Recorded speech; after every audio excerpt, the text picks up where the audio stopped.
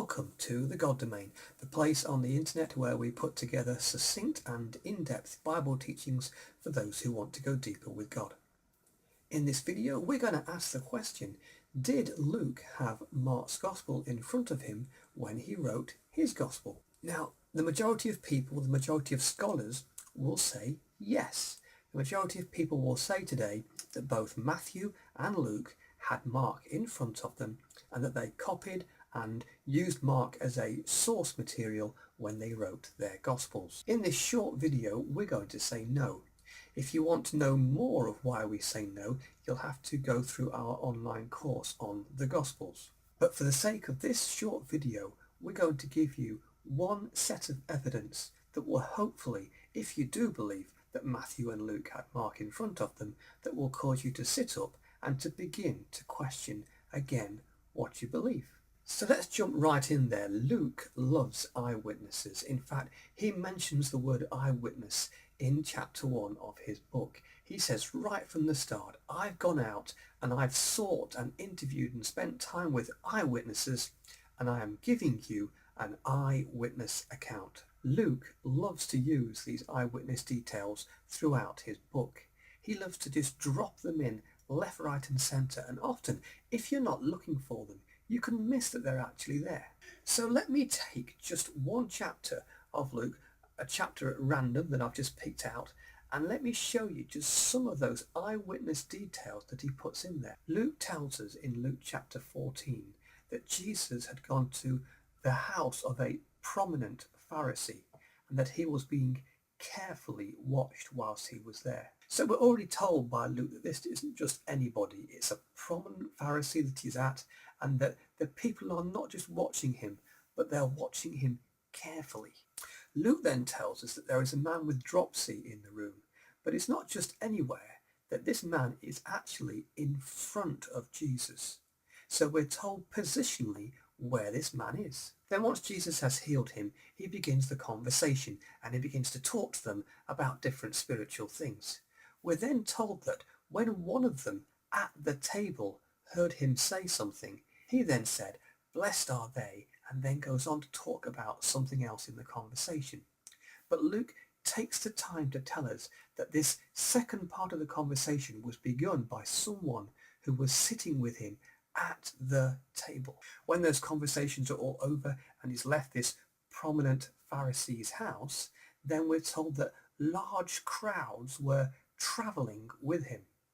Luke doesn't just say there were crowds with him and that there were large crowds with him, but he says that these large crowds were actively travelling with Jesus. Then we get some more teaching, but Luke tells us that as Jesus is walking along, he suddenly turns and says to the crowd. So Luke puts in that fine detail that Jesus turns around as they were walking along and then delivers his next message to the crowd. So here we have it. We have the fact that he was at a prominent Pharisee's house and that he was being carefully watched, that there was someone opposite him who needed healing, that somebody else at the table continued on the conversation, that large crowds were travelling with him, and turning around, Jesus then delivers his next message to them. All these are eyewitness details that Luke loves to weave all the way through his gospel. Luke is in love with all of these fine details that bring his work to life, that put you in the place as if you're standing there with Jesus or sitting with him, understanding the context of the environment that he is writing about. So why is this important? Well, let me ask you a question that's very hard to answer if you still believe that Luke had Mark's gospel in front of him. The fact of the matter is that Mark also has some beautiful eyewitness statements. Let me share just 3 of them with you. Number 1, at the feeding of the 5,000, we're told that the people sat down on the green grass. Now, why is that important? Well, it's important because in Israel, the grass is green in springtime and tends to go brown during the summer when it's too hot, which tells us that the feeding of the 5,000 took place in spring. What about that great calming of the storm, that event that was so dramatic where the disciples ask, who is this man? Even the winds and waves obey him. Well, again, Mark gives us a beautiful fine detail. He says that Jesus, before he calms the storm, he's not just asleep, but he's asleep on a cushion at the back of the boat. And then there's that very dramatic time towards the end of the gospel where Peter 3 times denies that he even knows Jesus. But Mark tells us that it's not just that when the cock crows, or by the time the cock crows, that Peter will have disowned Jesus 3 times. Mark tells us that by the time the cock crows twice, Peter will have disowned Jesus 3 times. So how does this help us prove that Luke did not have Mark's gospel in front of him when he wrote? Well, simply this. Every single one of all of the fine details that are eyewitness details in Mark's gospel do not appear in Luke.